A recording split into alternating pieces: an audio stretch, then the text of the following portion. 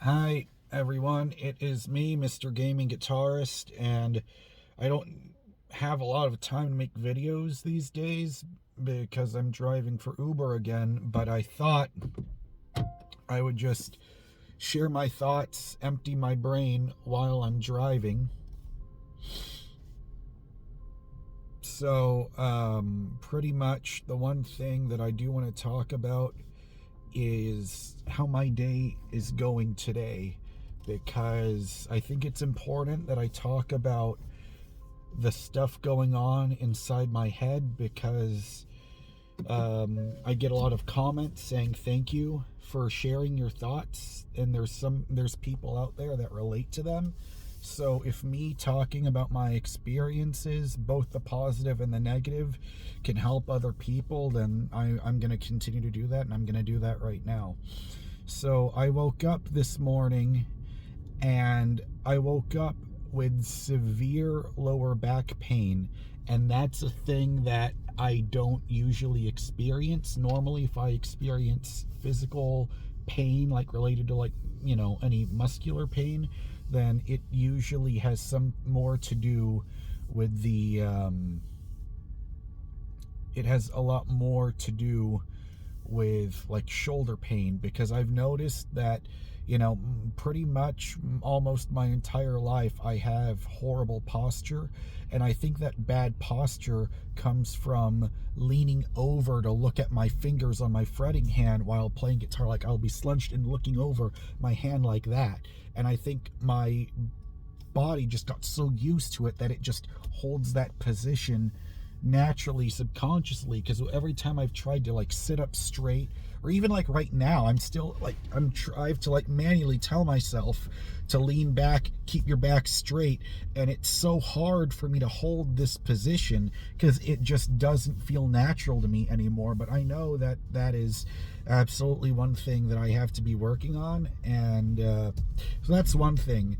And I also think the back pain also has to do with my sleeping position, because I'll fall asleep watching TV, but I will be leaning, I'll be like, because normally, like, if your bed is facing vertically, I'm laying down horizontally to look at the TV, and I've got two pillows propped up because my bed is pushed on the corner against the wall. So I'll just be that way, and then I'll end up falling asleep like that. But I think sleeping like that is also the cause of that, because I'll be in a weird, my spine, my posture will be in an unusual position. But I've been sleeping like that for so many years now, I feel like it's really starting to affect me. But the other thing going on is I broke the one rule that I told for myself, which was no caffeine. But I really wanted to have the energy to go out there because my aunt wants to go to the grocery store, and I wanted to have enough energy to do it. But now I'm starting to understand again why I keep telling myself to stop taking caffeine, because I normally don't take caffeine at all, none whatsoever. So what I did was I drank one cup, just one 12-ounce cup of regular coffee. Just regular coffee with cream, no sugar, because Lord knows the last thing I need is more fucking sugar. So, hang on, let's wait here. Okay, there we go. Now we can go. Let's go. Okay, so the other thing going on, sorry, what was I talking about? Oh yeah, the whole caffeine thing. So now I have severe diarrhea, which I'm sure it sounds funny, whenever this is done and I'm not going through it anymore.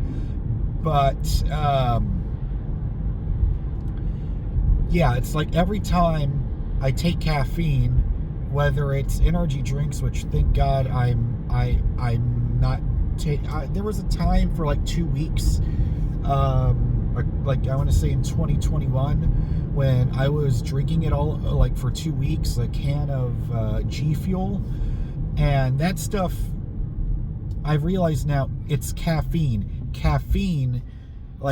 Makes my blood pressure go high and get really high, and I start feeling like Cornholio from Beavis and Butthead. If you are as old as 29 is not old, but if you're the same age as I am, you might remember Cornholio from Beavis and Butthead. Beavis' alter ego, when he drinks a lot of coffee or he takes a bunch of pills from, like if you saw the movie Beavis and Butthead Do America and the old lady kept giving him all these pills and he turned into Cornholio, that's how I feel, where it feels like my insides are shaking. Like it feels like my whole body is shaking on the inside, and it gives me diarrhea. And I was wondering, why does this happen? So then later on, what I ended up doing was I took checked my blood pressure, and a few minutes ago before I left the house to pick up my aunt at the grocery store, and I've now realized my blood pressure is at 140 over 89.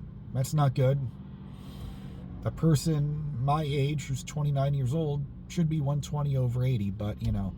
And of course, I'm not saying this as an excuse, and I don't know if genetics are related to it, but on my mom's side, my mom has high blood pressure, high cholesterol, and my mom has diabetes. Now, last time I went to the doctor, thank God they told me I don't have diabetes. I'm not even pre-diabetic, but these are all things I'm making myself be consciously aware of now, because I gotta put because now what I'm doing is, like last night for dinner, I just had some steak and some broccoli, and I enjoyed it. But the problem is your autopilot, your unconscious autopilot, is so used to eating whatever the fuck you want, like anything. And especially me being an Uber driver, it's way too damn tempting to just go out and to go to a drive-through, eat in your car like a fat-ass American, and then continue driving, get the next passenger. Because I would tell myself, I don't want to go home. I don't want to drive all the way home and cook something for myself. Blah, blah, blah.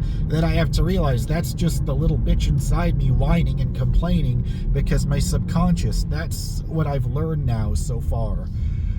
Everything comes from your subconscious mind.